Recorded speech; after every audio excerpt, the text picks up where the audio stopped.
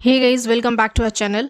आज हम बात करने वाले हैं एक ऐसे टॉपिक पर जो पूरा मिडिल ईस्ट और शायद दुनिया भर को एक बड़े संकट में डाल सकता है। ब्रेकिंग न्यूज़ है, इसराइल ने ईरान के न्यूक्लियर फैसिलिटीज पर एक बड़ा एयर स्ट्राइक किया है।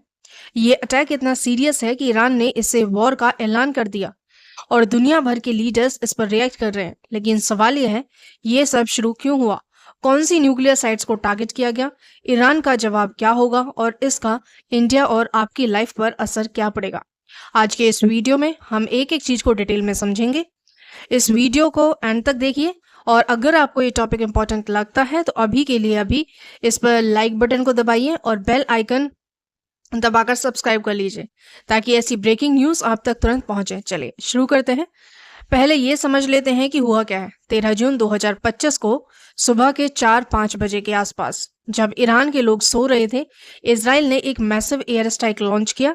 इसराइल के 200 से ज्यादा फाइटर जेट्स ने ईरान के अंदर 100 से भी ज्यादा टारगेट्स को हिट किया, जिसमें ईरान के nuclear facilities, military bases, missile factories और इवन सीनियर मिलिट्री कमांडर्स और न्यूक्लियर साइंटिस्ट भी टारगेट किए गए। ये अटैक इतना बड़ा था कि इसराइल के प्राइम मिनिस्टर बेंजामिन नेतन्याहू ने खुद टीवी पर आके कहा, हमने ईरान के न्यूक्लियर प्रोग्राम के दिल पर वॉर किया। अब ये न्यूक्लियर फैसिलिटीज कहाँ कहाँ थी? सबसे बड़ा टारगेट था नेतांज न्यूक्लियर फैसिलिटी, जो ईरान के इस्फहान प्रोविंस में है। ये वही जगह है जहाँ ईरान यूरेनियम एनरिचमेंट करता है, मतलब न्यूक्लियर वीपन्स बनाने का रॉ मटेरियल तैयार करता है। इसके अलावा फॉर्डो और इस्फहान के न्यूक्लियर साइट्स भी हिट हुए हैं। इंटरनेशनल एटॉमिक एनर्जी एजेंसी के चीफ राफेल ग्रोसी ने कंफर्म किया है कि नेतांज का अबव ग्राउंड एनरिचमेंट प्लांट पूरी तरह डिस्ट्रॉय हो गया, लेकिन अंडरग्राउंड स्ट्रक्चर्स को कितना नुकसान हुआ ये अभी क्लियर नहीं है। और ये सब इतना सीक्रेटली प्लान किया गया था कि ईरान को खबर तक नहीं हुई। इजराइल मोसाद कमांडोज ने ईरान के अंदर जाकर वीपन सिस्टम को डिसेबल किया और एयर स्ट्राइक्स के लिए परफेक्ट टाइमिंग चुनी।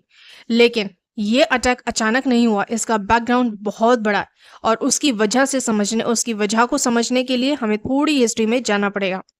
सवाल यह है, इजराइल ने ये कदम क्यों उठाया? क्या ये सिर्फ एक शो ऑफ था या फिर कोई बड़ी वजह थी? ये सब शुरू होता है ईरान के न्यूक्लियर प्रोग्राम से।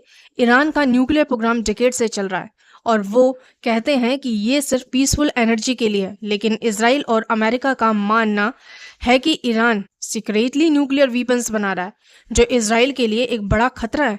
अब ये टेंशन नया नहीं है। 2015 में ओबामा एडमिनिस्ट्रेशन ने ईरान के साथ एक न्यूक्लियर डील साइन किया था, जिसे JCPOA कहते हैं। इस डील के तहत ईरान अपने न्यूक्लियर प्रोग्राम को लिमिट करता है और बदले में उस पर इकोनॉमिक सैंक्शंस हटाए जाते हैं। लेकिन 2018 में डोनाल्ड ट्रंप ने इस डील से अमेरिका को बाहर कर दिया और ईरान पर फिर से सैंक्शंस लगा दिए। इसके बाद से ईरान ने अपना न्यूक्लियर प्रोग्राम स्पीड अप कर दिया और IAEA के अकॉर्डिंग ईरान ने यूरेनियम को 60% तक एनरिच करना शुरू किया, जो न्यूक्लियर बॉम्ब के लिए डेंजरस लेवल है। इसराइल के PM बेंजामिन नेतन्याहू हमेशा से ईरान के न्यूक्लियर प्रोग्राम के खिलाफ अग्रेसिव रहे हैं। उन्होंने कई बार एयर स्ट्राइक्स, साइबर अटैक्स और इवन ईरानियन न्यूक्लियर साइंटिस्ट की असैसिनेशन कराई है। लेकिन जून 2025 में टेंशंस तब पीक पर पहुंचे जब IAEA ने कहा कि ईरान इंटरनेशनल न्यूक्लियर सेफगार्ड्स को फॉलो नहीं कर रहा और एक नई एनरिचमेंट फैसिलिटी बनाने का प्लान भी अनाउंस किया है। इसके साथ ही US और ईरान के बीच न्यूक्लियर टॉक्स चल रहे हैं। 15 जून 2025 को ओमान में होने वाले थे, लेकिन इसराइल को लगा कि ये टॉक्स ईरान को और टाइम दे रहे हैं न्यूक्लियर वीपन्स बनाने का। नेतन्याहू ने सोचा अभी ये कभी नहीं है और उन्होंने ये मैसिव अटैक लॉन्च कर दिया बिना अमेरिका के डायरेक्ट सपोर्ट के। अब ये रिस्की मूव था क्योंकि ईरान एक वीक कंट्री नहीं है, तो ईरान ने इसका जवाब क्या दिया, चले देखते हैं।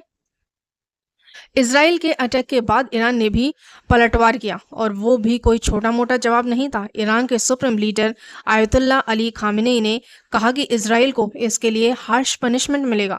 ईरान के इलाइट रिवॉल्यूशनरी गार्ड्स ने हंड्रेड्स ऑफ बैलिस्टिक मिसाइल्स और ड्रोन्स इसराइल के ऊपर लॉन्च किए, जिसमें तेल अवीव और जेरूसलम के ऊपर एक्सप्लोजन्स देखे गए हैं। ईरान के टॉप कमांडर हुसैन सलामी भी इस अटैक में मारे गए, जिससे ईरान और गुस्से में है।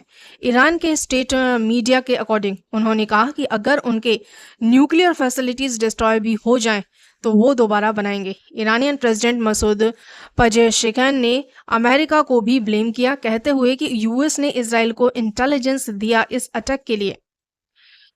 अब ये मिसाइल्स और ड्रोन्स इसराइल के डिफेंस सिस्टम जैसे ईरान डोम ने काफ़ी इंटरसेप्ट किया, लेकिन कुछ मिसाइल्स तेल अवीव और रोमत गन में गिरे हैं, जहां डैमेज और कैजुअलिटीज हुए हैं। इसराइल के डिफेंस मिनिस्टर इसराइल काज ने कहा कि ये एक लॉन्ग टर्म ऑपरेशन है और ईरान से थ्रेट खत्म होने तक अटैक्स कंटिन्यू होंगे।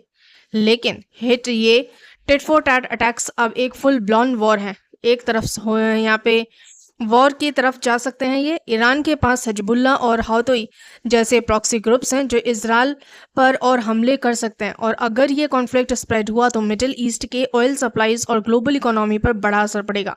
लेकिन इस समय दुनिया के बड़े प्लेयर्स क्या कर रहे हैं, चलिए देखते हैं ग्लोबल रिएक्शंस। ये इसराइल ईरान कॉन्फ्लिक्ट सिर्फ दो कंट्रीज के बीच नहीं है, इसमें पूरी दुनिया को हिलाकर रख दिया है। सबसे पहले बात करते हैं अमेरिका की। यूएस प्रेसिडेंट डोनाल्ड ट्रंप ने कहा कि इसराइल के अटैक एक्सीलेंट था, लेकिन साथ ही ये भी कहा कि ईरान अभी भी न्यूक्लियर डील के लिए टॉक्स कर सकता है, तो अटैक्स रुक सकते हैं। लेकिन व्हाइट हाउस ने ऑफिशियली कहा कि यूएस ने इस अटैक में डायरेक्ट रोल नहीं लिया और सिर्फ इसराइल को इंटेलिजेंस दिया है। लेकिन ये बात थोड़ी कंफ्यूजिंग है, क्योंकि ट्रंप ने अटैक से पहले इसराइल को वार्न किया था कि न्यूक्लियर टॉक्स के दौरान ऐसा ना करें। तो क्या ये सब एक प्रेशर टैक्टिक था या ईरान पर न्यूक्लियर डील की गई? शायद। लेकिन ईरान ने कहा कि यह अमेरिका का क्वेश्चन है और वो अपने न्यूक्लियर राइट्स पर कोई समझौता नहीं करेंगे।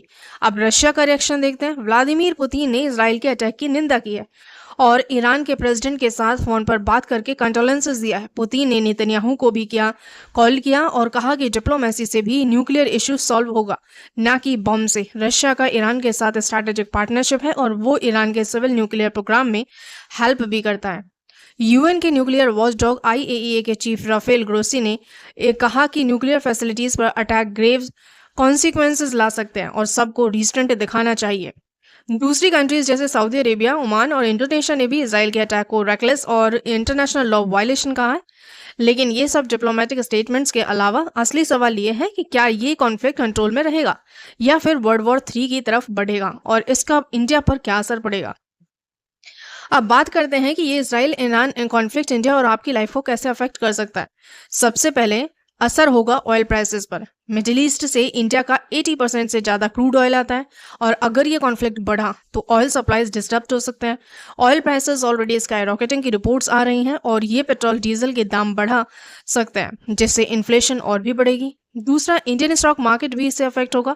जब भी ग्लोबल टेंशन्स बढ़ती हैं, इन्वेस्टर्स सेफ असेट्स जैसे गोल्ड में शिफ्ट हो जाते हैं और स्टॉक मार्केट क्रैश करते हैं। तो अगर आप इन्वेस्टर हैं तो अपने पोर्टफोलियो पर नजर रखें।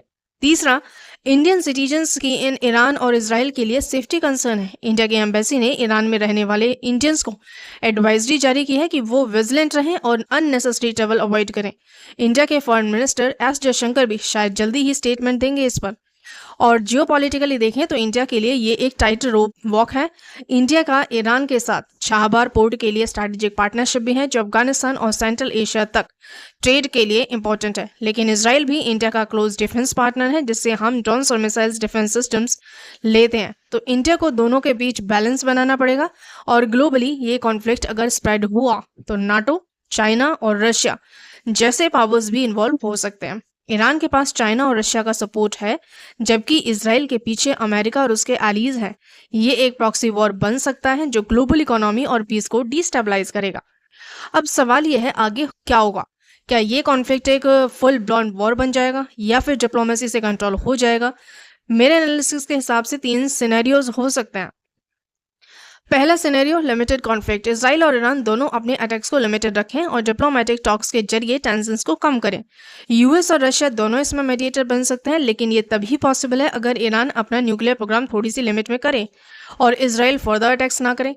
दूसरा सिनेरियो हो सकता है कि रीजनल वॉर। अगर ईरान के प्रॉक्सी ग्रुप्स जैसे हिजबुल्लाह या हौतीज इसराइल पर बड़े अटैक्स करते हैं तो ये कॉन्फ्लिक्ट लेबनान, सीरिया या यमन तक स्प्रेड हो सकता है। इससे ऑयल रूट्स जैसे स्ट्रेट ऑफ हॉर्मुज बंद हो सकता है, जो ग्लोबल इकोनॉमी के लिए बड़ा झटका हुआ।